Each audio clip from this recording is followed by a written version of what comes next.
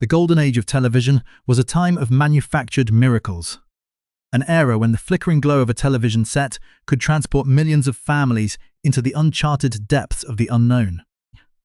More than 60 years ago, a visionary production captured the global imagination, sending a futuristic submarine called the Seaview into the deep blue mysteries of the ocean. To the children and parents of the 1960s, the men aboard that vessel were the absolute definition of heroism, loyalty, and unflappable courage. Week after week, they stood resolute against nuclear threats, deep-sea monsters, and alien invasions, navigating the claustrophobic corridors of their fictional ship with a steel-jawed determination that made viewers believe everything would be all right. But when the studio lights finally faded and the heavy stage doors swung shut, these modern gladiators stepped out into a reality that no scriptwriter could have ever anticipated. Behind the blinding glamour of Hollywood's success lay a landscape of hidden drama, sudden heartbreaks, and quiet tragedies that unfolded far from the adoring eyes of the public, while the world celebrated their on-screen triumphs.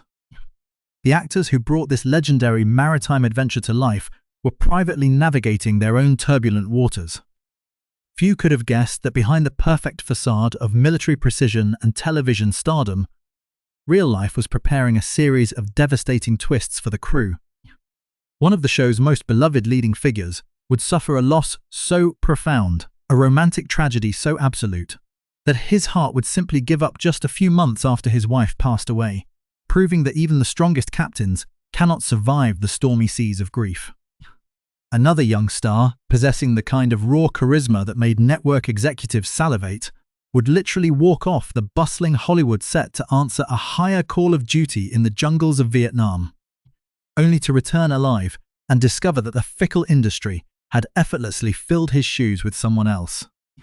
Perhaps most unsettling of all was the fate of a towering, big-hearted veteran of the crew, a man whose physical power was legendary, who would draw his very last breath while sitting quietly at a desk. A script for the upcoming episode still clutched in his hands as his heart stopped without a single word of warning. This is not merely a nostalgic look back at a classic piece of entertainment, but a journey into the shadows of a forgotten Hollywood, where the line between cinematic myth and human vulnerability was devastatingly thin. The contrast between their televised invincibility and their private fragility creates a narrative that is far more gripping, far more poignant than any fictional episode broadcast during the silver age of entertainment. As we begin to peel back the layers of time and look closely at the men who manned the sonar, operated the radios, and commanded the vessel, we uncover a poignant chronicle of ordinary human beings caught in the gears of a merciless star system. They gave their youth and their passions to a dream machine that often forgot their names the moment the cameras stopped rolling. Some would spend their final years in absolute seclusion, hiding their glorious pasts from ordinary co-workers at blue-collar jobs, while others would battle aggressive illnesses in the quiet corners of California. The grand illusion of the Seaview sailed beautifully across the airwaves, but the flesh and blood men inside were destined for destinations that were both beautiful and deeply tragic. The journey into the heart of this underwater odyssey begins with the faces that anchored the reality of the vessel, the ordinary sailors who provided the show with its gritty, authentic heartbeat. Among them, no one achieved a more singular or historic distinction than Del Monroe, the actor who brought Seaman Kowalski to life. Born in the coastal beauty of Santa Barbara, California, in the spring of 1932, Monroe grew up in the exact geographic location that the show would later designate as the fictional home of the prestigious Marine Research Institute. To Monroe, this was never a mere coincidence. It was a fateful alignment of stars, a sign that his entire life was marching toward a specific destination. After dedicating his early years to military service, he refined his craft at the prestigious Pasadena Playhouse, immersing himself in dozens of stage productions to master the Stanislavski method. Yet, Hollywood is a fickle beast, and his initial entry into the film industry was far from glamorous, consisting of cheap, low-budget exploitation features that barely paid the bills. Everything changed with a single telephone call from the visionary producer Irwin Allen, a man known for his volcanic temper and grand cinematic ambitions. Cast in the original 1961 feature film that preceded the television series, Monroe did something that should have ended his career before it even started. Noticing a glaring prop error on the highly detailed submarine set, the young, unproven actor had the audacity to walk straight up to the formidable producer and point out the mistake. In an era when studio executives functioned as absolute monarchs, such boldness usually resulted in an immediate dismissal. But Allen was a rare judge of character. Instead of taking offense, he was deeply impressed by the young man's sharp eye and authentic naval bearing. That single moment of honesty made Monroe completely indispensable to the franchise. When the concept transitioned to the small screen in 1964, Monroe was brought along, establishing a legendary record by appearing in the feature film and every single one of the 98 television episodes that followed. For 4 intense years, Monroe stood at his post, sharing the screen with an increasingly bizarre array of amphibious monsters, political spies, extraterrestrial threats, and looming nuclear catastrophes. He deeply loved the work, embracing even the most far-fetched storylines with an unshakable professional dignity. Yet, when the grand adventure finally reached its conclusion, the reality that awaited him outside the studio gates was utterly merciless. The curse of typecasting fell upon him like a heavy iron curtain. The role of the dependable Seaman Kowalski, which had been his finest hour, suddenly became a creative ceiling that he could never break through. As the offers dried up and the phone stopped ringing, the glamorous illusion of Hollywood faded into the harsh light of survival. To make ends meet, the man who had been watched by millions took a grueling job on the night shift at the Anheuser-Busch Brewery in Van Nuys, California. In a poignant display of pride and humility, Monroe never whispered a single word about his cinematic past to his blue-collar co-workers. He clocked in, performed his manual labor, and slipped away into the morning light, a forgotten idol hiding in plain sight. Though he occasionally secured minor fleeting appearances in shows like The Incredible Hulk and The Rockford Files, the industry had moved on. When he passed away from leukemia in the summer of 2009 at the age of 77, it was a quiet, unheralded exit for a man who had been the literal backbone of a television phenomenon. A similar undercurrent of hidden drama defined the life of Paul Trinker, the actor who portrayed Seaman Patterson. Unlike his castmates, Trinker was never officially listed as a series regular. He possessed no personalized canvas chair on the bustling set and carried no long-term permanent contract. Yet, through sheer, unadulterated charisma and a powerful physical presence, he forced his way into the hearts of the audience. Born in the industrial landscape of Pennsylvania, Trinker was a seasoned veteran of both the United States Army during the Korean War and the Air Force before he ever attempted to conquer the stage. His unconventional breakthrough came in the mid-1960s when he starred in Russ Meyer's legendary, high-octane exploitation film Faster, Pussycat, Kill, Kill, a picture that would eventually achieve status as a masterpiece of cult cinema. It was this raw, magnetic energy that caught the eye of Irwin Allen, who immediately brought him down into the steel corridors of the Seaview. But life on an Irwin Allen set was a psychological chess match, and Trinker soon learned how quickly favor could turn to exile. Observing that every contract actor enjoyed the luxury of a personalized chair bearing their name, Trinker casually requested the prop department to construct one for him so he could rest between long, exhausting takes. When word of this request reached the ears of the tyrannical producer, Allen viewed it as an act of unpardonable arrogance from a secondary performer. As an immediate and deliberate punishment, Allen ordered the writers to completely excise Patterson from the next several scripts. Without a single word of explanation to the viewing public, the character simply vanished from the submarine, swallowed up by the behind-the-scenes politics of the studio system. It was only due to a sudden shortage of personnel when another actor left the show that Trinker was recalled from his forced exile. Upon his return, his natural charm sparked the creation of a passionate, real-world fan club of young women from his home state, who rallied around the popular slogan, "Don't be a fink, watch Paul Trinker," to supplement his unpredictable acting income during those golden years.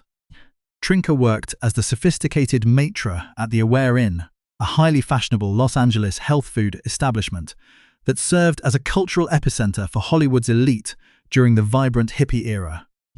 He lived his life with a beautiful, free-spirited intensity, traveling the world on rugged motorcycles and embracing every moment of his hard-won comfort. The future looked incredibly bright, filled with the promise of endless horizons.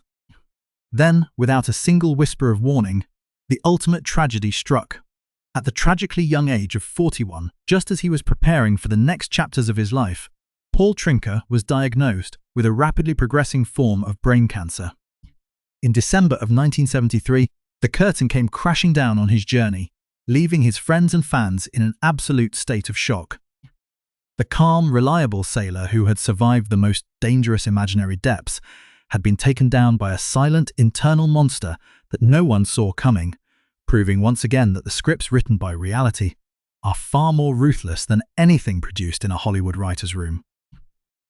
If the early departures and quiet exits of the ordinary seamen illustrated the fragile nature of television stardom, nothing prepared the cast and crew for the sudden, shattering drama that occurred during the production of the show's first season.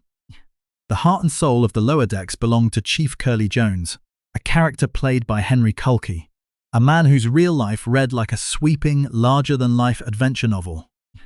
Born Henry Kolakovich in New York to a family of Ukrainian descent, he was a mountain of a man who spent his youth mastering the brutal world of professional wrestling and prize fighting. Under the fearsome moniker of Bomber Kulkovich, he dominated the rings of South America, capturing the Continental Judo Championship and reportedly winning an astonishing 172 matches out of 175. When World War II erupted, he did not hesitate to put his athletic career on hold, enlisting in the United States Navy, where he served with distinction as a genuine boatswain's mate. He knew the sea, he knew the discipline, and he knew the rough-hewn men who kept massive military vessels running from the inside out. Transitioning into Hollywood as a character actor, his flattened nose, broad shoulders, and deep, gravelly voice made him an instant favorite for casting directors looking for gentle giants, hardened sergeants, and fiercely loyal sidekicks. With more than 500 film and television appearances under his belt, including a highly popular run on the classic sitcom The Life of Riley, Kulki brought an unmatched layer of working-class authenticity to the submarine. When he was cast as Chief Curly Jones, it felt less like an acting assignment and more like a homecoming. He became an instant anchor for the production, a beloved father figure to the younger actors, and a trusted professional who could handle any physical demand the grueling shooting schedule threw at him. But the relentless pace of producing a weekly, hour-long special effects television show in the 1960s was an unforgiving grind. Behind his booming laughter and robust exterior, the immense physical strain was quietly taking its toll. On a chilly day in February of 1965, the illusion of his invincibility was permanently shattered. While sitting in Oceanside, California, diligently studying his lines and preparing his performance for the upcoming episode, the champion wrestler, who had defeated hundreds of powerful opponents in the ring, faced an adversary he could not conquer. Without a single cry or moment of warning, his overworked heart simply stopped beating. He collapsed over the papers, passing away at the age of 53, with a top-secret television script still clutched firmly in his hands.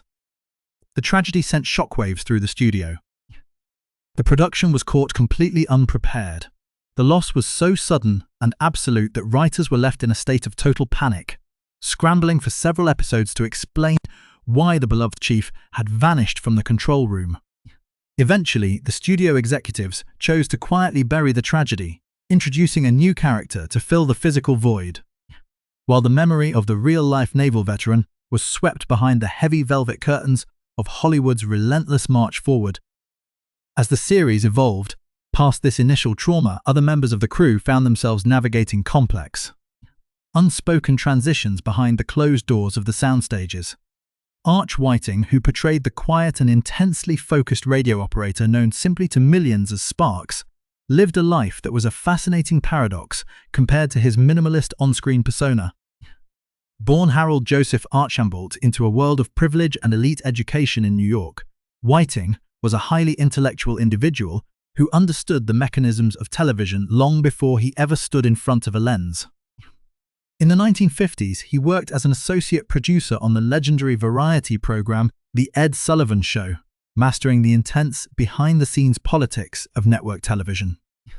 Seeking a deeper artistic fulfillment, he studied the craft of acting under the immortal Sanford Meisner, learning how to convey profound emotional depth through subtle, understated movements.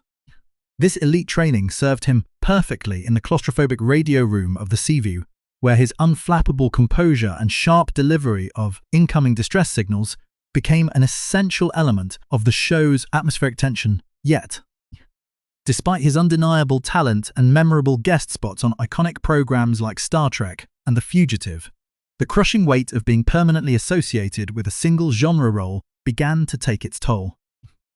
Whiting grew increasingly disillusioned with the superficial glamour of the Los Angeles star system and the relentless commercialism of the studio executives. After creating and starring in the family adventure series Run, Joe, Run in the mid-1970s, he made a radical, definitive choice that stunned his contemporary peers. He voluntarily cut the cords connecting him to the entertainment capital of the world, walking away from the spotlights, the fan mail, and the auditions. He retreated to Black Mountain, a remote, mist-shrouded town nestled deep in the foothills of the Appalachian Mountains of North Carolina. There, in absolute seclusion, the man who had spent years portraying a radio operator receiving signals from the entire world chose a life of total, unbroken silence. He refused to participate in the nostalgic conventions or exploitative retrospective interviews that defined the later years of his surviving castmates.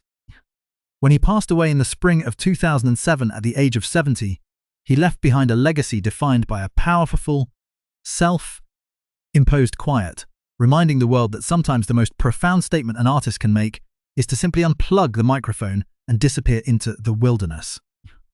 The passing of time on the set of the legendary underwater series became a masterclass in human resilience, as each actor faced unique battles that tested the limits of their dedication. For Richard Bull, who portrayed the ship's gentle and analytical doctor, the road to Hollywood was entirely unscripted. Born in the small town of Zion, Illinois, in 1924, Bull originally harbored dreams of a career in music, intending to spend his life immersed in melodies rather than melodies of dramatic dialogue. His entire destiny shifted on a whim when a close friend dragged him along to an acting class at the renowned Goodman Theatre in Chicago. The spark was instantaneous, though his burgeoning passion was temporarily halted by the realities of World War II, during which he served as a radio operator in the United States Army Air Forces. Upon his return to civilian life, he resumed his studies and met a brilliant young actress named Barbara Collantine. The two were married in 1948, embarking on a rare, beautiful partnership that would quietly defy the cynical norms of show business, lasting for more than 65 years, after earning critical acclaim under the direction of George Stevens in the biblical epic The Greatest Story Ever Told. Bull caught the attention of television producers who cast him as the compassionate medical officer aboard the Seaview. For 27 episodes, his calm demeanor provided a grounding reality to the sci-fi chaos, but his true rendezvous with cultural immortality occurred years later. A chance meeting with Michael Landon led to his casting as the long-suffering, patient storekeeper Nels Oleson on the beloved family drama Little House on the Prairie. For nearly a decade, and across 147 episodes, Bull became a comforting fixture in millions of living rooms around the globe. In their twilight years, preferring a life of quiet dignity over Hollywood vanity, Richard and Barbara moved into the specialized care facility of the Motion Picture and Television Fund home in Calabasas. When he passed away from pneumonia in February of 2014 at the age of 89, he left behind a legacy of absolute marital fidelity and artistic humility. Having spent his life healing fictional wounds while protecting the very real love of his life until his final breath, in sharp contrast to the steady, enduring journey of the ship's doctor, the story of Alan Hunt, who played the vibrant young seaman Stu Riley, is a poignant testament to how the brutal realities of history can effortlessly derail a soaring Hollywood trajectory. Joining the production in its second season, the 20-year-old Hunt possessed a towering height, clean-cut features, and an infectious energy designed to capture the hearts of the younger demographic. Having polished his skills at the Pasadena Playhouse and UCLA, Hunt quickly became a standout presence on the submarine. However, as his star was rapidly ascending, the dark shadow of the Vietnam War crossed his path. Understanding that the draft was completely unavoidable, Hunt made the courageous, life-altering decision to voluntarily enlist in the United States Marine Corps rather than wait to be called up. Recognizing the young man's integrity, producer Irwin Allen gave him a strict gentleman's agreement, promising that the role of Stu Riley would be waiting for him the moment he returned from combat. While stationed in the combat zone, Hunt used his theatrical background to organize morale-boosting USO shows, writing original scripts and staging performances for his fellow Marines amidst the constant threat of mortar fire. He survived the horrors of the jungle, but when he finally returned home to fulfill his dream, he discovered a devastating truth. The fickle wheels of the television industry had kept turning without him. The production schedule could not wait for a war to end. The submarine had conceptually sailed on, and Allen's honorable promise proved impossible to keep. Though his dreams of major stardom were shattered by the realities of geopolitical conflict, Hunt refused to succumb to bitterness.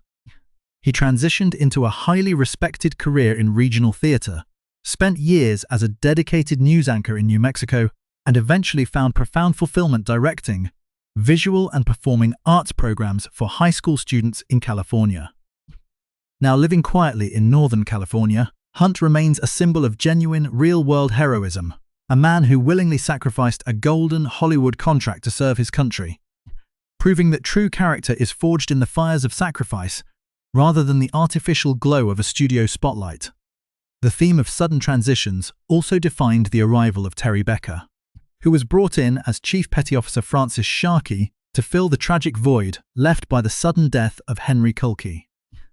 Born Solomon Becker in the Bronx, he possessed a gritty, streetwise authenticity and a unique gift for portraying intense desperation, a skill he showcased brilliantly in a legendary unsettling episode of The Twilight Zone. As Chief Sharkey, his sharp Brooklyn accent, blunt directness, and hidden heart of gold made him an instant favorite, anchoring 71 episodes with an unmanufactured authority. Yet Becker's true passion lay behind the camera. After the series concluded, he transitioned into an incredibly successful director, winning an Emmy Award for his work on Room 222 and directing timeless masterpieces of American television, including episodes of MASH Mission Impossible and The Brady Bunch.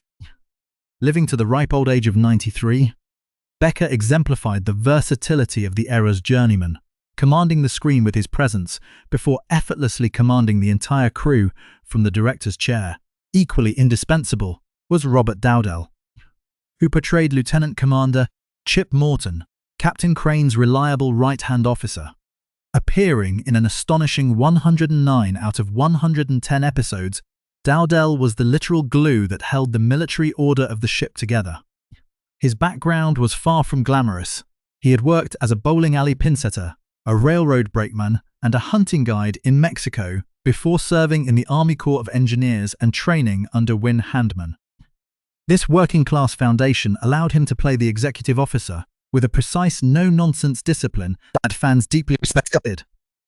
When the spotlights finally turned off, Dowdell retreated entirely from the Hollywood lifestyle, relocating to the quiet peace of Coldwater, Michigan.